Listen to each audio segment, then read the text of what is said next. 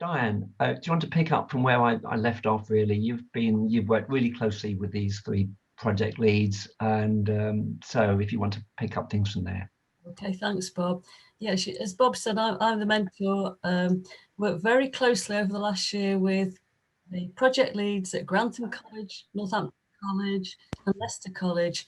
And I have to say, it's been an absolute privilege working with all three of you. You've had such commitment to the project, and it's been an incredibly difficult year for everyone. And your enthusiasm has been incredible because you've cascaded that to learners and to colleagues and senior members of staff. And most of all, you've had an incredible desire to make a difference to learners, and that's what it's all about, that commitment to improving their learner experience. So thank you so much. I've thoroughly enjoyed it. The first presenter is going to be Angie Lenton of Northampton College, and she's talking about her TRIP project, the Reading Influencer project. And she's taken that a stage further because she's trying to cascade that widely. She'll tell you about that in a few minutes, but also she does a little bit of teaching on the level 5 diploma, and she's introduced action research and aspects of her project there to whet their appetites so that they will go on to do different types of action research. So without further ado, over to Angie. And thanks, Angie, for all you've done on this. Thanks, Dianne. That was lovely to hear. Thank you. Hi, everybody. Just while I'm sorting my act out, I'm going to put a little question in the chat box for you. So I just want to know what subject you teach. So I know we've got maths, we've got English, and we've got ESOL teachers here today. And what percentage of students do you think in your classrooms may have traits of dyslexia? So I'm just going to post that in there while I get my thing up and start my timer, because I'm very aware of being concise with my time. All right. Oh, hang on.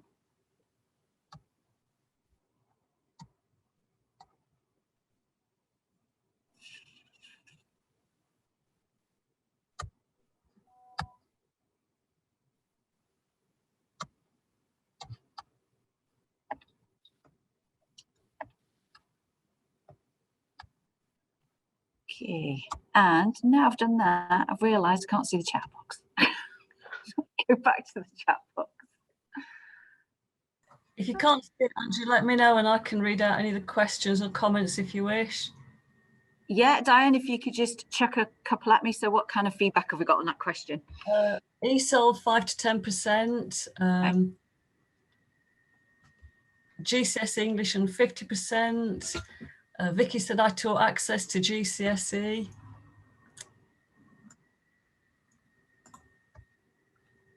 %, depends on the department. Some are 70%. We've got loads coming in. Lead tutor for ICT, probably 10%.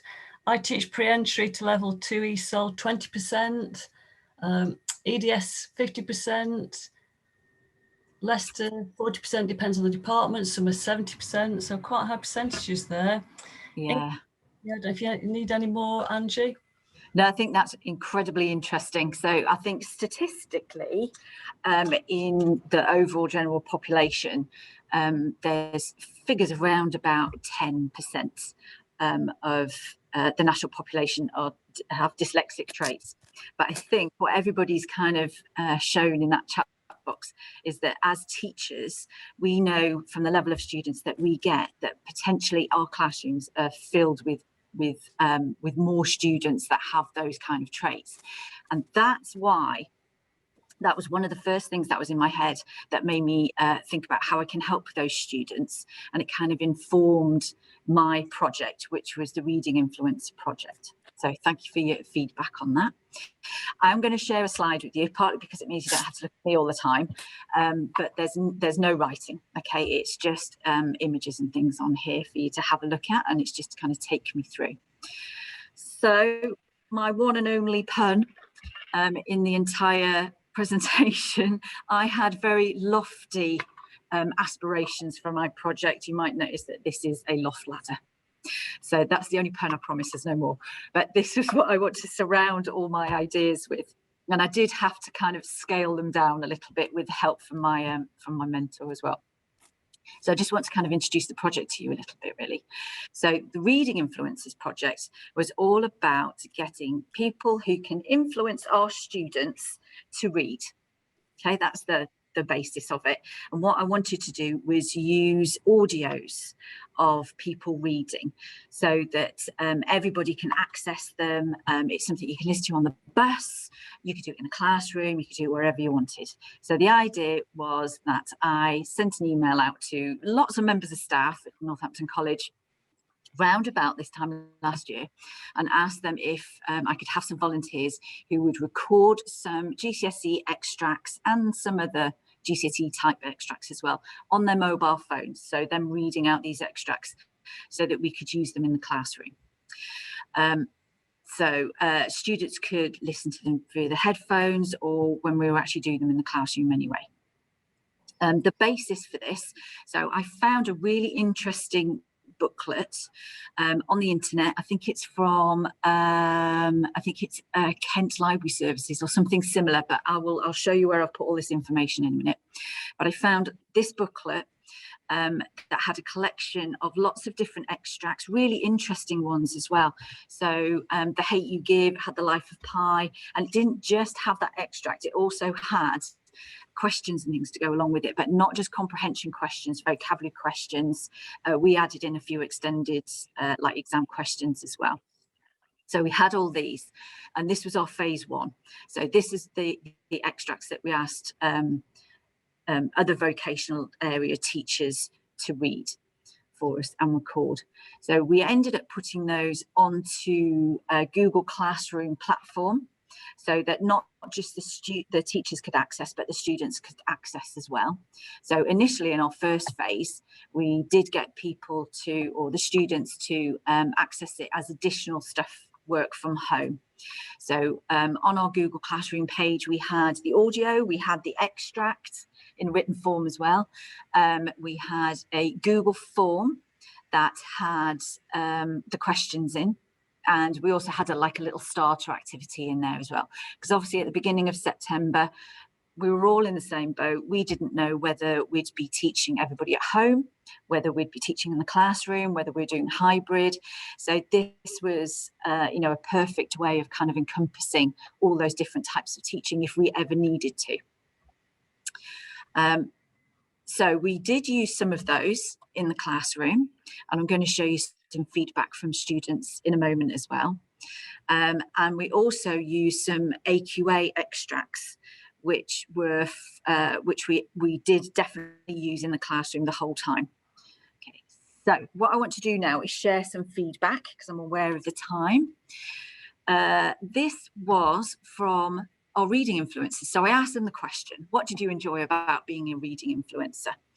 We had a science teacher, we've got a performing arts teacher there, we've got a music teacher, and they were all saying it was just a brilliant thing to get involved in.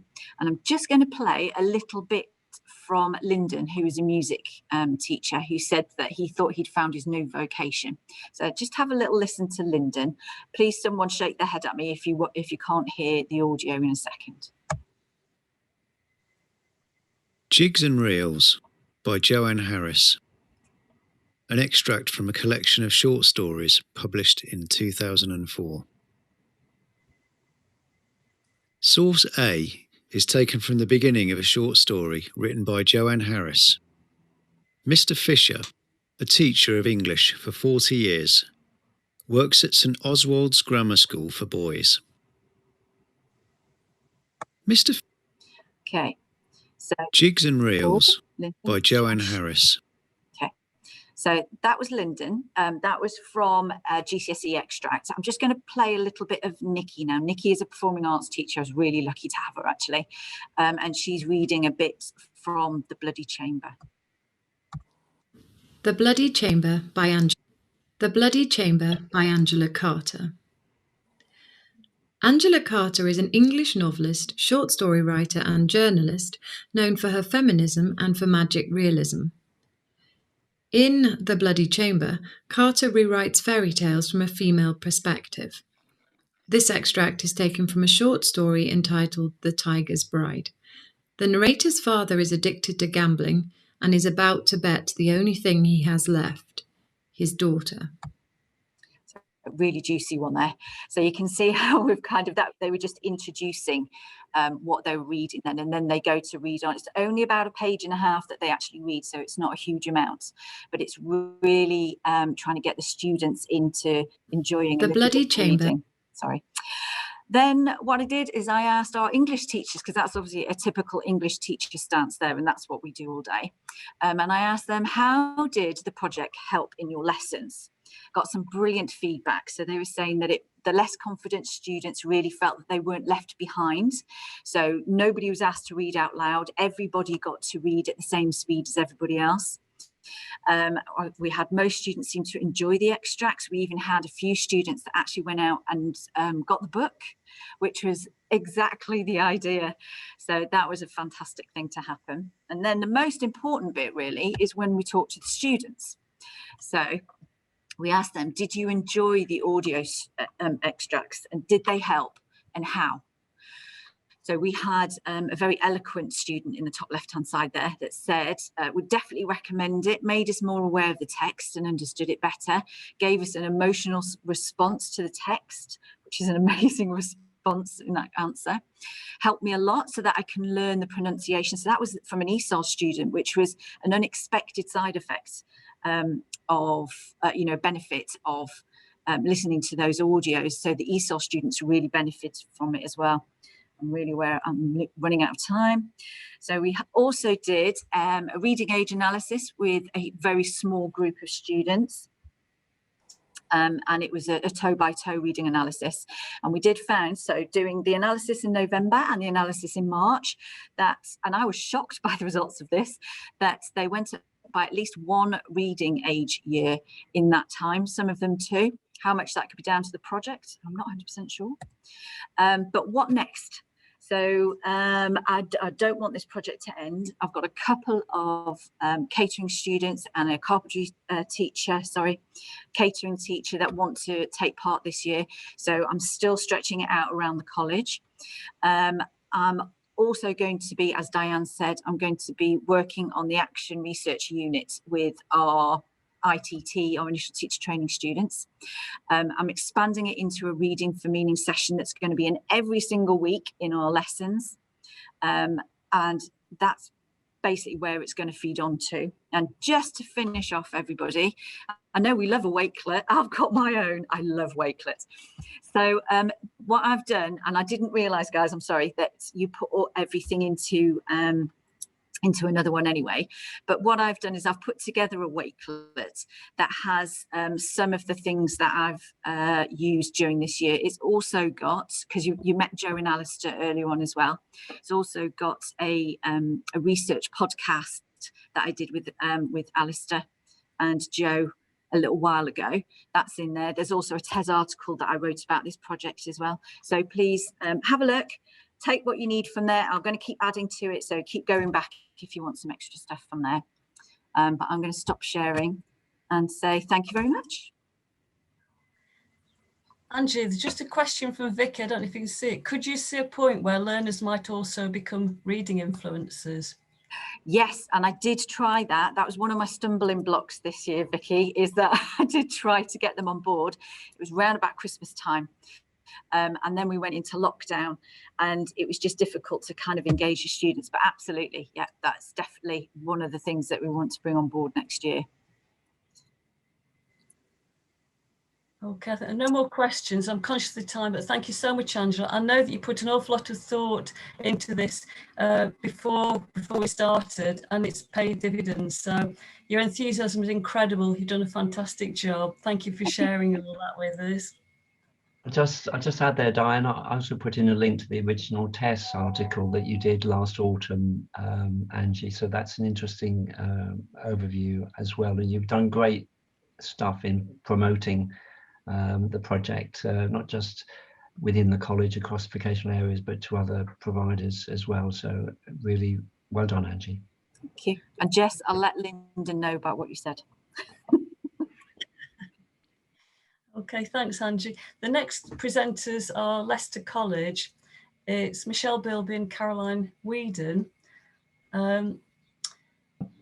they took on board flipped learning. This was quite new in terms of the English department, and it's been so successful it's going to be rolled out more widely.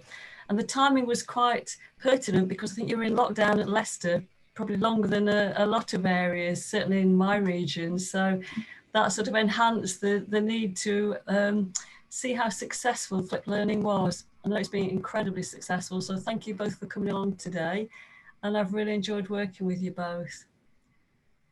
Thank you. Thank you. So yes, I'm Caroline, and I'll do the presentation, then we'll both take questions if you have any at the end. Michelle's going to be in charge of the IT, so all goes wrong, it's her fault. Never a good plan. So yes, we chose flipped learning in English GCSE, and as most of us, we've all had a challenging year, and we have challenging students in particular in FE colleges. I think Michelle's having problems. I'm just going to... It won't let me share. Have you given me permission to share? I've just... Do I do it or you, Bob? I thought you do, don't Yeah, you? I can do it. I do it. Just try now, Michelle.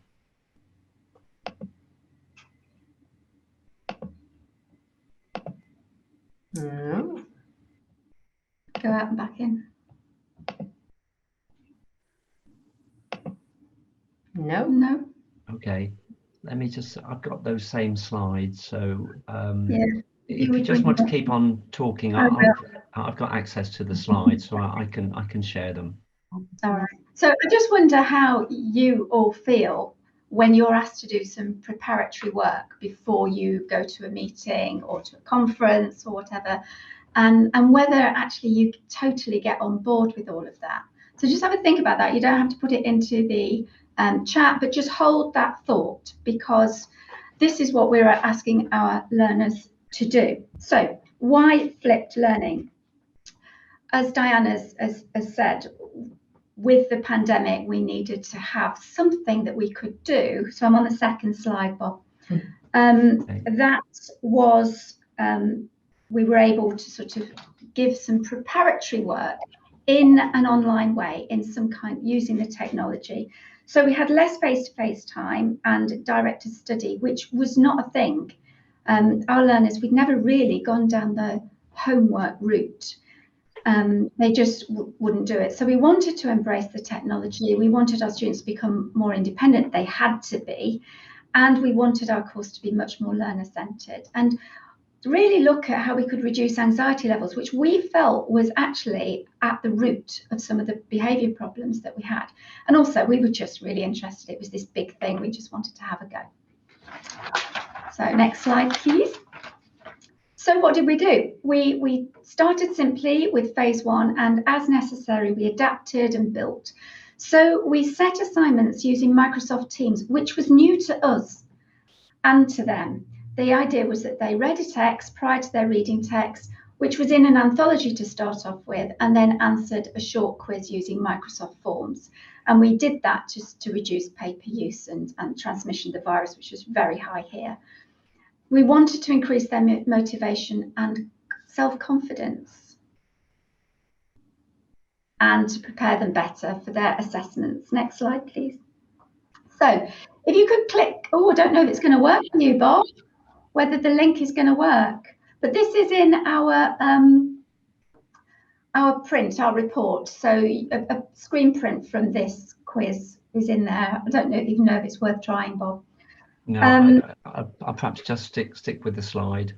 Yeah, but you can see from the screen print at the side that we actually added in the text because they didn't look in their anthology. They wanted it all to be in one place. So we added that in. They obviously could use Immersive Reader, as with Angie's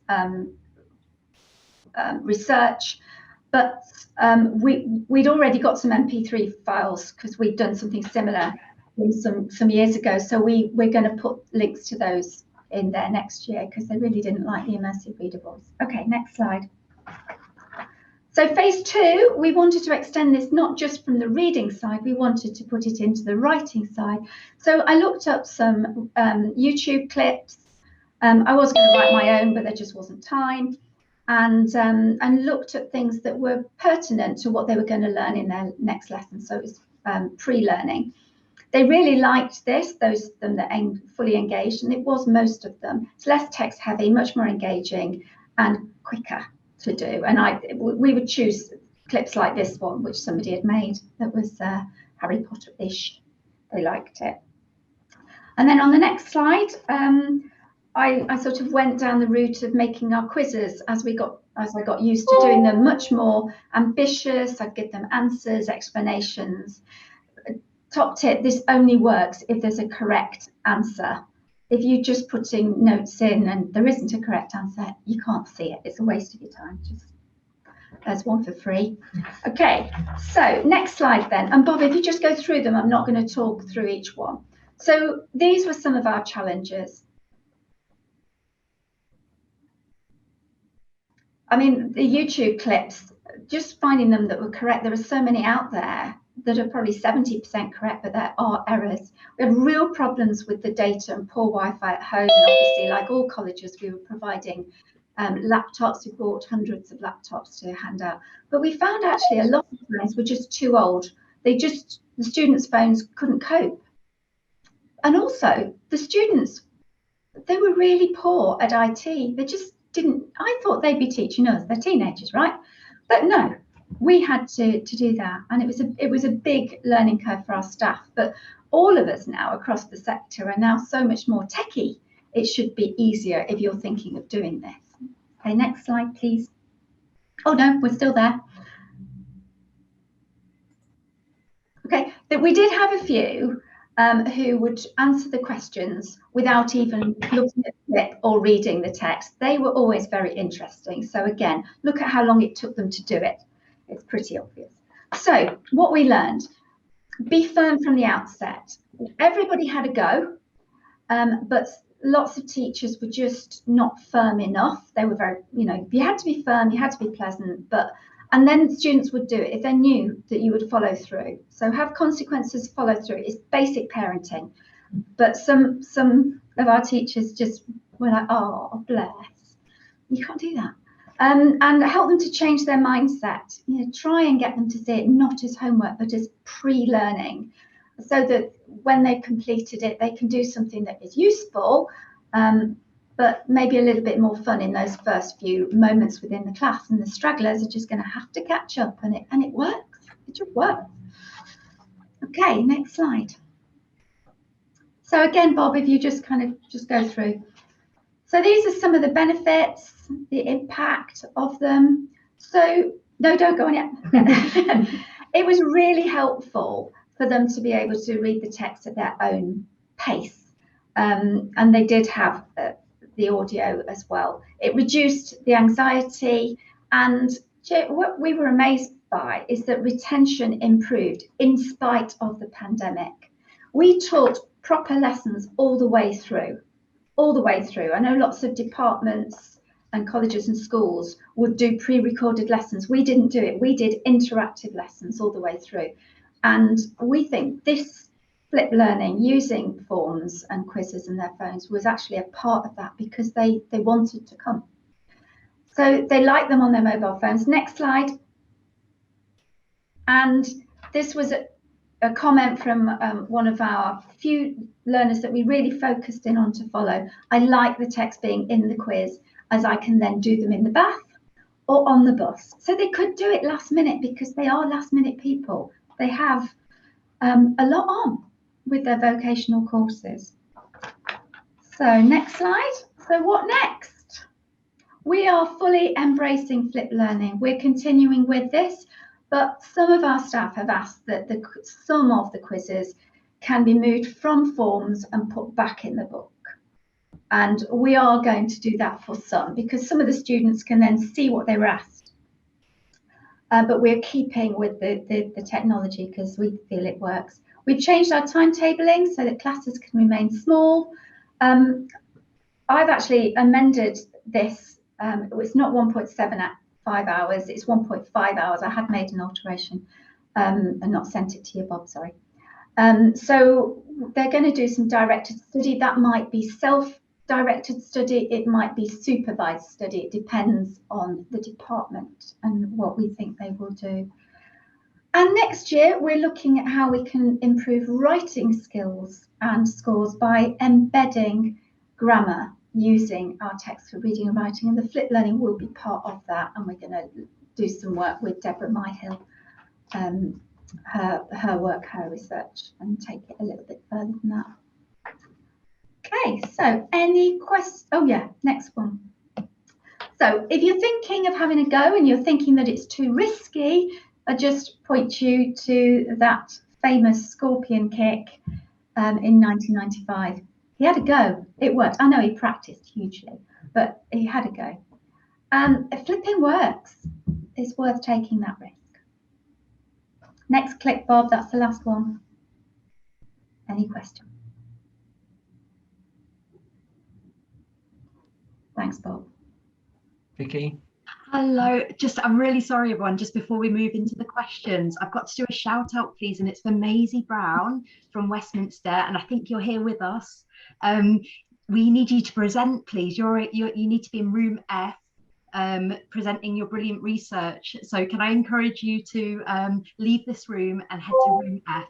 She's off. Thank you, and sorry, everyone. He's obviously engrossed in the presentation, which was fascinating. The real plus about this was the enthusiasm of the team to really embrace new initiatives and try to make a difference for learners, which I know you guys at Leicester College do so wholeheartedly. So thank you for that, Michelle and Caroline. That was excellent, really interesting. And over to our next presenter, which I think she's Tina Pringle from Grantham College.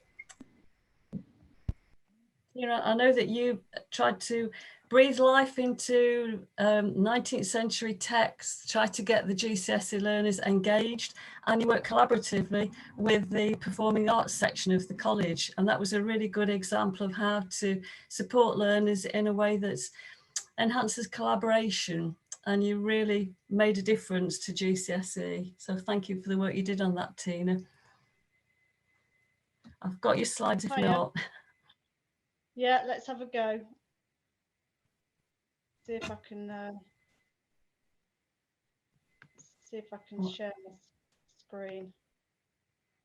While you're looking, I know with lockdown, it created quite a few problems because the performing arts people being not in college and the IT staff not being in college, but you wholeheartedly embraced that and you turned it around in a fantastic way.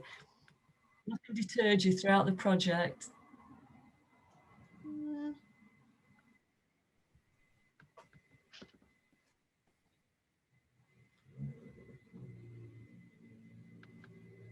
If you're having trouble sharing, no, I didn't click on it. Oh, right, okay.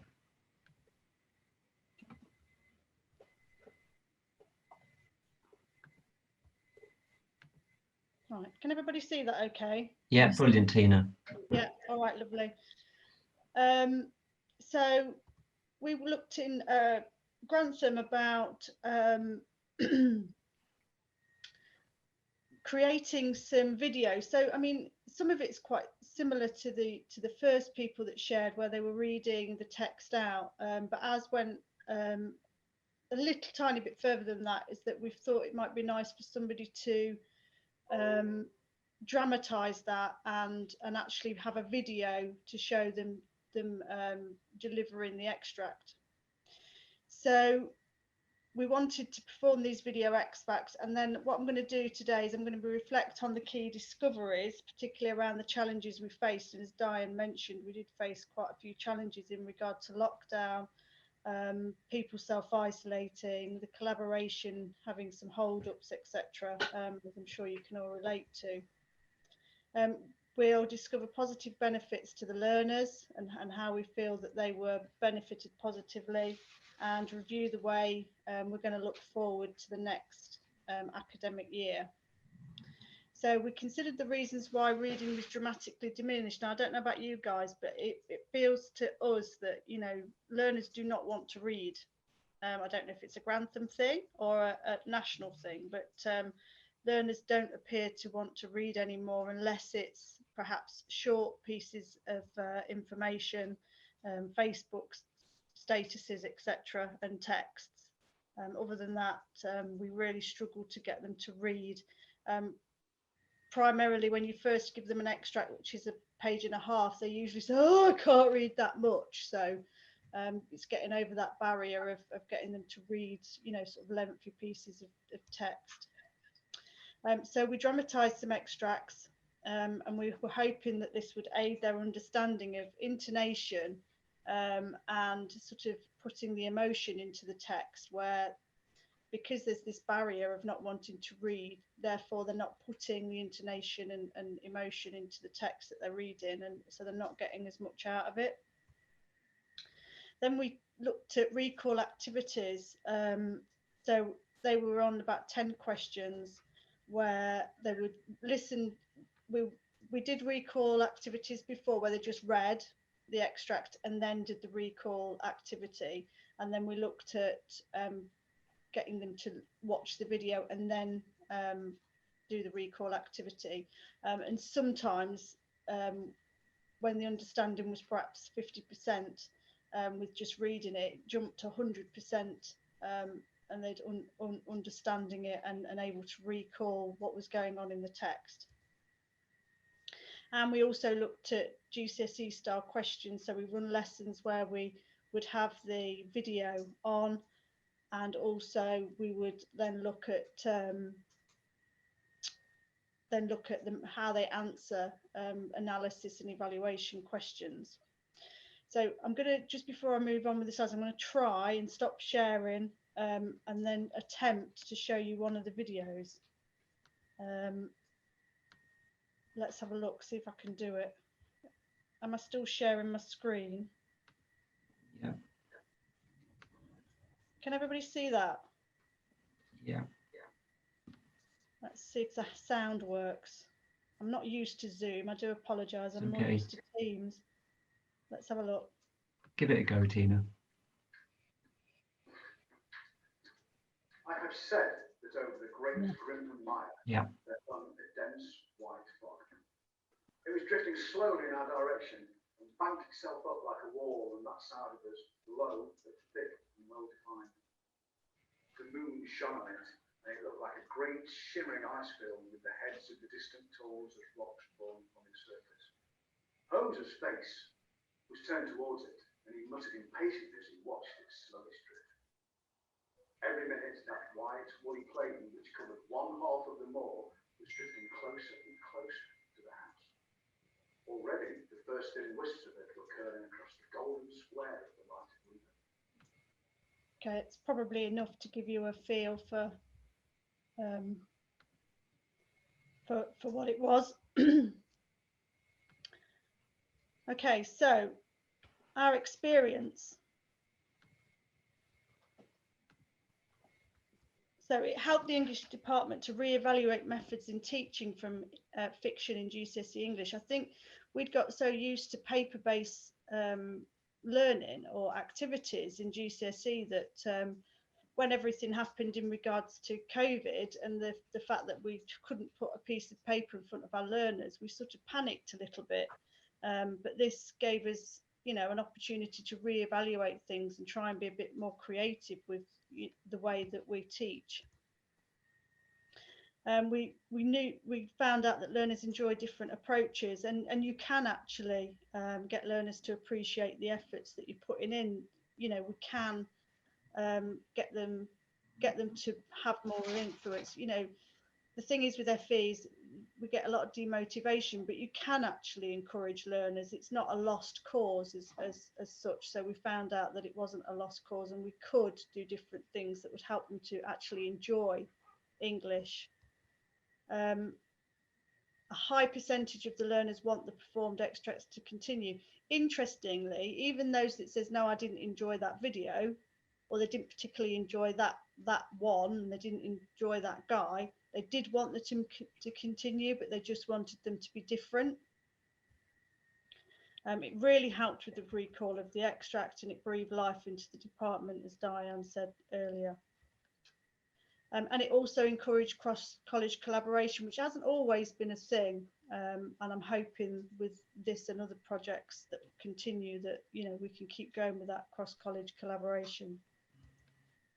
So key discoveries and what the tutors said. So these are, we've got 2 GCSE tutors and a girl that was on placement from Bishop Grosseteste University, and what she felt about it. So this is Debbie's, I think, who's one of my GCSE tutors. So I believe that having the extract verbalised for students, for the most part, engage more learners and improve their understanding of the text, especially when the extract contained more complicated language which they did not recognise in written form. However, some students did then become lazy and made no effort to read the extract, and some students with disabilities such as hearing impairment struggled with the pre-recorded video readings. This was Joe, I believe, another GCSE tutor. So having the extracts to watch and listen to made them more engaging, and more students, especially those who struggle with reading large pieces of text. However, I do think reading it is key for their understanding of language and structure, especially in preparation for talking about them in an exam. I would definitely be keen on this approach again, alongside reading the extracts and picking them apart in their written form. And our placement said this: an interactive learning stimulus which provokes learner understanding towards the text worlds created by the students. So what was negative? So the majority of the learners need motivation for reading. Reading causes anxiety and demotivation. Cross collaboration due to COVID-19 was challenging at times, and it was difficult to get everybody together in the right place. People work from home, the technicians were furloughed at times. Unfortunately, the performing arts tutor had to self-isolate, and then fortunately she became pregnant, so it was difficult to get, you know, a couple of things happened. It was difficult to get her driving it forward as well. Videos need to be engaging and fun, which is time consuming. So some people didn't like that particular man on the video. They didn't find him engaging enough. So, you know, it's difficult, isn't it, to meet all needs. And videos are not accessible for hearing impairments, and they need to have that text in front of them. So the positives: learners found the videos really helpful. They enjoyed it. They enjoyed the videos but shouldn't be reliant on them, so they still need to be reading, absolutely. They still need to be understanding that they've got to put that intonation in when they read, especially for the exam. Recall of information was much stronger when the video was played. Understanding of the themes were greater. They understood what was going on in the text more, because we did find that some learners really struggled with understanding what was going on. For example, in Mill on the Floss, for example, they always thought that Maggie and Tom were in a relationship, so, you know, and not brother and sister. So, you know, there was, I think it was Tom. So, you know, that helps with that. Learner enjoyed creating their own, and having strong links with performing arts meant that, you know, those performing arts students enjoyed English more. And tutors have become more engaging with extracts and learners, and quite happy now to read them out, quite happy to sort of perform them in front of the class. And the next steps: to create and improve more videos, improve the quality of the student videos and get them more involved, and finish off some of the videos that were difficult to finish off with the students by not quite being able to gel because of lockdown, etc. Do further questionnaires and interviews with learners after the next viewing, and continue to make learner experience more interesting in the department. Oh, here's some feedback. So this was this first guy is quite an interesting student. He's quite colourful. My video is sick, Tina, and I like being involved. It helped me understand the questions for the progress test. So he was not motivated with English at all. He did not like English. He liked performing arts, like performing. He would read out in class for me, which was great, but he did not enjoy English, but he started to get more involved. This is an ESOL student, so that video really helped me. I loved it. Can we have it again? and this was one of the learners who we've had for about 4 years, and she really has struggled, and she said, I never read the full text in advance because it don't go in my head. The video really helped. So she's basically, when she reads, it just doesn't seem to go in. I had another learner I really loved, and this was an adult learner. I really loved the video. Can we have them all the time? She's an ESOL learner as well, so I think it really helped her to sort of put that understanding in, and to understand the words that were being said and the pronunciation. And that's it. I've got no idea how I am with time. Oh, we've got about 5 minutes, Tina. I think if that's okay to take questions, there are a couple of people with hands up. Sonia, do you want to go first? Yeah, I thought it was fascinating. Thank you very much. Very clear explanation of the process. I actually teach performing arts students English, so it's really interesting for me because I see the same dynamics in interested in performing, but not so much in reading. And the two things have to go together, I think. But my question is just a couple, which I was really interested in is, did you use the text alongside while they were watching the videos? Or did they just listen and absorb the video first? We did a combination. So we did it where they watched the video and then read the text after. But we did quickly find that those with the hearing impairments, as I mentioned, needed the text in front of them, and actually panicked if they didn't have the text in front of them. It created a bit of anxiety and panic within the learners. So actually then we started always making sure the text was available. Now, when we ran it on Teams and online, the text was available.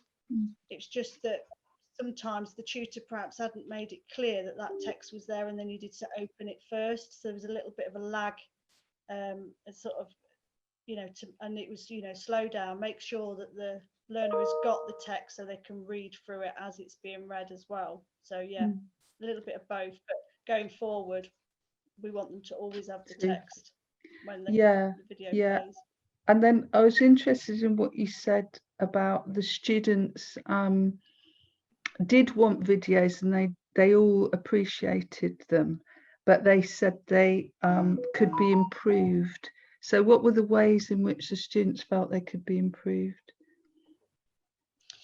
They wanted a more engaging person in the video. They wanted, I think, they didn't want it in between. They wanted somebody really flamboyant.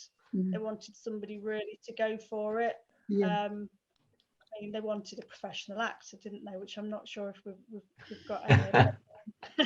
Apart from my performing arts tutor, who's amazing, but as I said, she's having a baby and now on maternity leave, so I'm going to have to wait for her to get back for that. Yeah, they just wanted it more engaging. They wanted it more colourful, and I think they would appreciate more from the learners as well. Yeah, because I'm just wondering. Yeah, I'm just wondering about that kind of. That's quite a struggle, isn't it, to get someone who's a great actor? but the students could contribute, and they would enjoy and engage with it more. Yeah, they did enjoy it. Now, it's a funny thing though, because I always read to the class when I'm teaching. I always read to the class, and I try and make it as colourful as possible. And if it's something like Pride and Prejudice, for example, I can do it because I can get the voices in it, and I can, I can go for it, and that's something that we do. And it's often like, what on earth are you doing in your classroom? What's going on in there? So I'm just reading an extract, and it's really easy to do. But as soon as I got in front of a video recorder to record myself, I all of a sudden couldn't speak, and the whole it's like, oh, I've got to stop and keep starting, and it's difficult, isn't it? As soon as you put in front of a video, it doesn't matter how good you are, as soon as you're there, it's really difficult to read it effectively. Brilliant. I'm going to have to jump in there. Thanks for those really interesting questions, prompting Tina to share a little bit more about her project. we need to finish, but Dianne, I don't know if you want to have the last word, because you've worked really closely with these 3 project leads. Absolutely, yeah, it's been a real joy to work with all 3 of you. I've loved every minute of it. As I said earlier, you've been so enthusiastic and so committed to the projects in what's been a challenging year. Thank you for all your hard work, and that's really appreciated. I know you put a lot of time, effort and thought into that, so well done all 3 of you. Brilliant.